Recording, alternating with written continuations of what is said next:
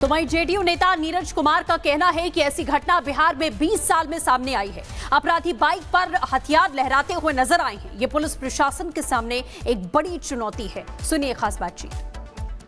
अब देखिएगा, आप उस फुटेज में आप देखेंगे कि वो बच्ची डरी सहमी, क्योंकि पीछे से एक और बाइक आ रहा है, वापस आती है स्कूल के रास्ते जाते के समय, सुबह का समय है, और आके यहाँ पर पनाह लेती है, क्योंकि पीछे से हल्ला हंगामा करते हुए कुछ और अपराधी आते हैं। अब देखिए दूसरा बाइक आता है और तब ये बच्ची आश्वस्त हो जाती है कि दोनों बाइक वाले चले गए और डरी सहमी ये बच्ची भाग रही है, देख रही है, निहार रही है, कोई और तो नहीं आ रहा है। ये खौफनाक मंजर जिन महिलाओं ने वोट दिया नीतीश जी को, अब आप देखिए, ये आपके लिए चिंताजनक बात है। पहले तो रिपब्लिक भारत को इस इन्वेस्टिगेशन के लिए हम धन्यवाद देते हैं। धन्यवाद, पुलिस तो इन्वेस्टिगेशन कर रही है, लेकिन एक साइको फियर पैदा करना जो ये अपराधी और गुंडों ने जो किया, ये बिहार में हम समझते 20 वर्ष का ये पहला इन्वेस्टिगेशन का, मीडिया ने इस इन्वेस्टिगेशन को लाया सतह पर कि भाई इस ढंग की घटना में अपराधी और गुंडा अपराध करने के बाद और हथियार लहराते हुए जा रहा हो, और बेटी जो हमारी बेटी है जिसके मन के अंदर भय हमने ख़त्म कर दिया, साइकिल देकर उसका सेल्फ कॉन्फिडेंस बढ़ाया, पुलिस बल में हिस्सेदारी दी, वह बेटी उन गुंडों के, लंपटों के दहशत से उनकी गाड़ी को देख करके, उसके हथियार को देख के सहसा एक रास्ता, बगल का रास्ता, सेफ रास्ता ढूंढ लेती है। और उसके चेहरे का जो भाव दिखाई पड़ रहा है वह निश्चित रूप से हमारे लिए तो बहुत बड़ी चुनौती है। देखिए झांकेगी कि कोई और तो नहीं है। बिल्कुल बिल्कुल स्पष्ट है। और ये इस ढंग की घटना हम 20 साल में तो पहली बार देख रहे हैं, इस ढंग का आपराधिक घटना। ये मेरा भी रूह सिहर, हाँ बिल्कुल, किसी का भी रूह सिहर जाएगा। अरे ये बेटी हमारी है, जो बेटी नागरिकों की सुरक्षा कर रही है बड़े बड़े हथियार लेकर करके, और उस बेटी के मन के अंदर स्कूल में जा रही हो और मन में भय पैदा हो जाए, यही हमारी पूंजी है। और इस पूंजी पर कोई डाका डालेगा तो उसको कानून उसका फेफड़ा साफ कर देगा।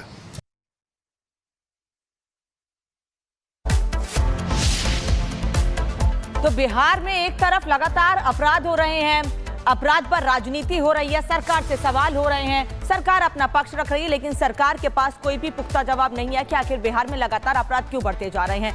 बिहार की राजधानी पटना में हुए गोलीकांड के बाद सियासी घमासान शुरू हो गया है।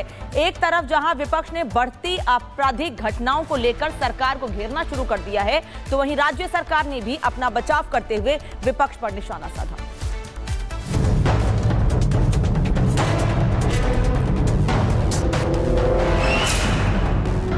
पटना के पारस अस्पताल में दिन दहाड़े बदमाशों ने चंदन मिश्रा को गोली मार दी।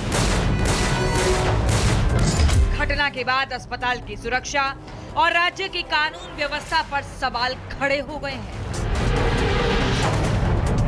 बिहार में चुनावी माहौल के बीच ऐसी घटना होने के बाद एक बार फिर सियासत गर्मा गई है। बिहार में अब सिर्फ गोलियां ही नहीं चल रही, सियासी तरकश से तीर भी निकल रहे हैं। पटना के अस्पताल में इंसान मरा, लेकिन नेताओं की राजनीति जिंदा हो उठी। आरजेडी नेता तेजस्वी यादव ने अपने बयान में कहा कि बिहार में अनियंत्रित अपराध का दोषी आज से 5 दशक पहले की सरकारों को ठहराया जा रहा है। इनको कुछ है नहीं ना, कहने के लिए क्या है? इन लोगों को थोड़ी भी लज्जा शर्म नहीं ना है, कोई रिस्पॉन्सिबिलिटी निभा रहे हैं यहाँ बिहार में। पुलिस क्या बयान दे रही है, पल्ला झाड़ी की मानसून में होता है। अजीब हाल हो गया है बिहार का। वहीं नीतीश सरकार पर लगातार हमला करने वालों पर बीजेपी प्रदेश अध्यक्ष दिलीप जायसवाल ने पलटवार करते हुए कहा है कि राज्य में जानबूझकर ऐसा माहौल बनाया जा रहा है। ये संभव नहीं है कि चप्पा चप्पा एक एक आदमी की सुरक्षा के लिए पुलिस खड़ा रहे, लेकिन कानून का राज है। और आपने देखा कि 3 घंटा 4 घंटा के अंदर अपराधी गिरफ्तार भी हो गया और अपराधी की पहचान भी कर ली गई। विपक्ष हो चाहे जो भी हो, उनको ये बात तो सोचना चाहिए कि कानून तत्परता से अपना काम कर रही है कि नहीं कर रही है। इस बात को भी तो बोलना पड़ेगा ना, सीधे आरोप लगाने से नहीं होता है। पटना के नामी पारस अस्पताल में खुलेआम गोलियां चली। जिस जगह मरीजों को जिंदगी दी जाती है, वहां बदमाशों ने मौत बांटी। वारदात ने सिर्फ कानून व्यवस्था की पोल नहीं खोली, बल्कि एक बार फिर सियासी गलियारों को गरमा दिया है। Bureau report, Republic Bharat. और वहीं दूसरी ओर आरजेडी लगातार नीतीश सरकार पर हमलावर है। आरजेडी नेता शक्ति यादव ने कहा है कि बिहार में कानून व्यवस्था के हालात इस समय खस्ता हो चुके हैं। सुनिए। पूरे बिहार में लाइन ऑर्डर का जो भी इमारतें थी, दीवारें थी, सब ध्वस्त हो चुका है।